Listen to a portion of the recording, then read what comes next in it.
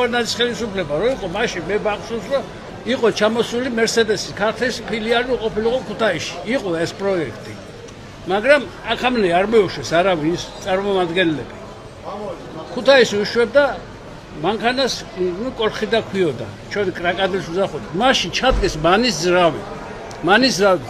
კოოპერაციული შეიძლება და გაკეთება, მაგრამ არავის არ აინტერესებდა ეს. უფრო ადვილი ფულის შოვნა იყო, რომ გაყიდე და ჯართად აქცია. აბრეშუმ კომბინატი, უნიკალური აბრეშუმი კეთდებოდა, საერთოდ ქართული აბრეშუმი სოფლიოში იყო მეორე, ინგლისური შემდეგ. აბრეშუმ კომბინატი ფაჩიკოს გარბონებით დაშალეს. დანადგარები ირანმა წაიღო ეგრე. იმიტომ წაიღო ირანმა როგორც ჯართად და იმითი იმას თვითონ უშვებდა იმას, იმ აბრეშუმის ნაწარმს. და თვითონ აბრეშუმის ისეთი ისა, რომ სოფლის მეურნეობასაც უკავშირდებოდა მისი წარმოება. აქეთ იმერეჩ მე მახსოვს ჩემ ბავშვობაში ბებიაჩემს ხოდა ჩელტები გაკეთებული და ჭუბრი გამოყავდა. მაგრამ საწაიკარგა იგი, დაგარგა იმით, რომ შეგვირდნენ უცხოელები, რომ ჩვენ ფულს მოგცემთ, რა თქმა უნდა, დაწარმოთ ეგია. აი ეს იყო ყველაფერი მიზეზი და დემოგრაფიაზე არავის ფაქტიურად წესიათ არ სუზრუნია. არავის. დემოგრაფიაზე. რომელი მთავრობა ზრუნავდა? ან სოფლის მეურნეობას, პირველ რიგში სოფლის მეურნეობა, დემოგრაფია. ვინ ზრუნავს დემოგრაფიაზე? ვენოკი წამოიღეთ ვენოკი. მოვდა ქუთაისში უკვე აღარ არის. წარმოება იყო ქუთაისში და არ არის წარმოება. სტუდენტები იყო და სტუდენტები არიან, მაგრამ ვაიმისა და სტუდენტობას ახლა რო სწავლა არის. სტუდია ძალიან. ადრე ლექციებს მაინც ვკითხულობდით და კი მიდიოდი საჯარო იყო და ახლა მიდიან ფიზკულტურაზე სხვაგან მიდიან, ქართულზე სხვაგან მიდიან, მათემატიკაზე სხვაგან მიდიან. აღარ დადის არავინ სკოლაში აღარ დადიან. ალბათ რესპუბლიკაში არის, ახლა ქუთაისში კი არა. განათლების სისტემა ჩამორჩენილია. გაუნათლებელი ხალხის ბართვა იოლია, მაგრამ მაგათი გაკეთებული საქმეები არ მინახი. მენკავის ვერაფერს ვერ კეთებ. განათლების ინჟინერი ვარ. შეიძლება ბესმის და დავდივარ ხანდახან და ვაკეთებ რაღაც ისტორიას. მარტო ბესია. არაფერს არ ნიშნავს, მეორე ჯგუფის ინვალიდი ვარ. არაფერს არ ნიშნავს, მაგის 250 ლარი არის. დამატებითია ეს ელექტროობა და სანტექნიკა.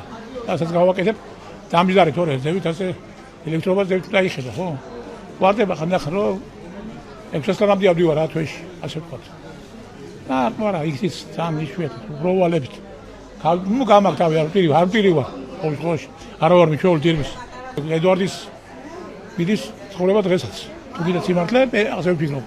რომ ვინც მოვიდა სათავეში, ყველა ედვარდის გაგრძელება არის. პენსია რაში ყოფნით? რაზეც ამაზე ყოფნით, ყველა მაგას ამაზე იქცა, პენსიას იქით. მეც გაგრიდანა ვარ. მე გაგრიდანა ვარ, ჩემი ოჯახი გაგრიდან არის და ბიძა ჩემი დაიღუპა აფხაზეთში. რა უნდა იყო ხტოლვილი, ხო იცი რა ფერია?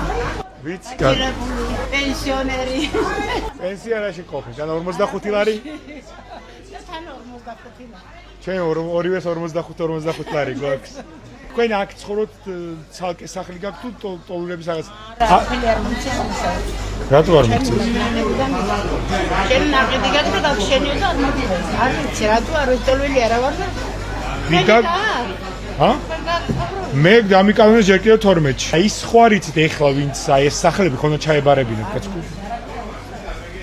მე მგონი არავინ არ იცის. გუშინ დავწერე ჯგუფში. დევნილების ჯგუფში და ვიკითხე რომ ქუთაისში მეთქი ჯერ კიდევ არის დასახლება მისცეს ეს და არავინ არ იცის. ჩემს მარჯვნივ ხედავთ ადგილს, სადაც თავის დროზე იწარმოებოდა ავტომობილები და ქართული ოცნების პერიოდში დაგვირდნენ, რომ დღეს უკვე წესით აქ ელექტრომობილების წარმოება უნდა ყოფილიყო გამართული. ეს ამბავი 2019 წელს მოხდა, მაგრამ ამბის სასაცილო ვითარება იმაში მდგომარეობს, რომ 2026 წელს გამოაცხადა მთავრობამ, რომ ახლა იწყებს ამ ელექტრომობილების ქარხნის მიზანშეწონილობის კვლევას.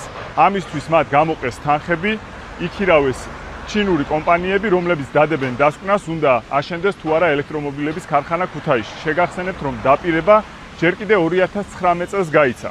ეს უკვე მერამდენე დაპირებაა, როცა მაგალითად ფულს ხარჯავენ იმაში, მაგალითად იგივე კახიკალაძე, რომ ცალკეულ კომპანიებს დაახატინოს თუ როგორი შეიძლება იყოს მეტრო თბილისსა და რუსთავს შორის, ან ტრამვაი და ასე შემდეგ.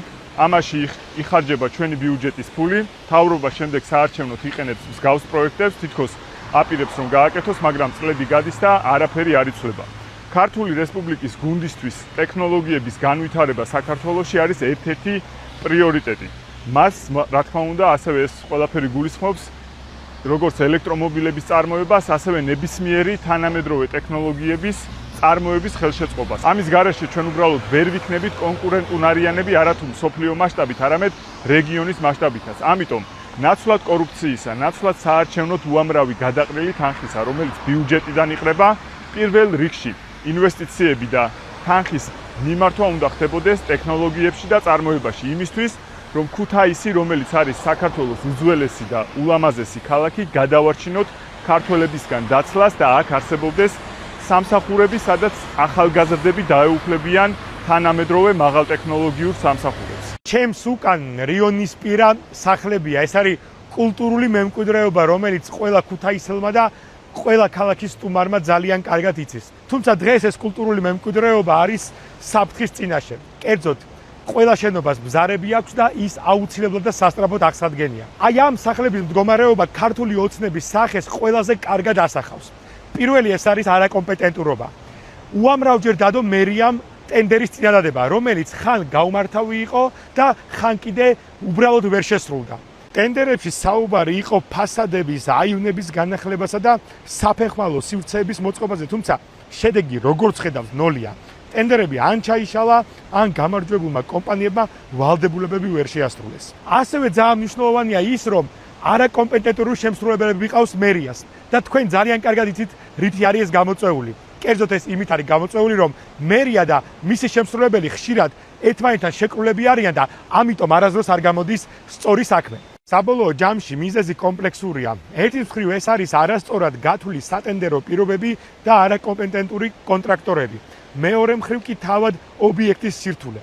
მდინარის პირას სამუშაოების ჩატარება სპეციფიკურ საინჟინრო კვლევებს მოითხოვს, რასაც ზედაპირული მიდგომა ვერ უმკლავდება, ხოლო ქართული ოცნების მიდგომები ყველგან ზედაპირულია. რაც უფრო მეტი დრო გადის, ეს კულტურული მემკვიდრეობა ინგრევა.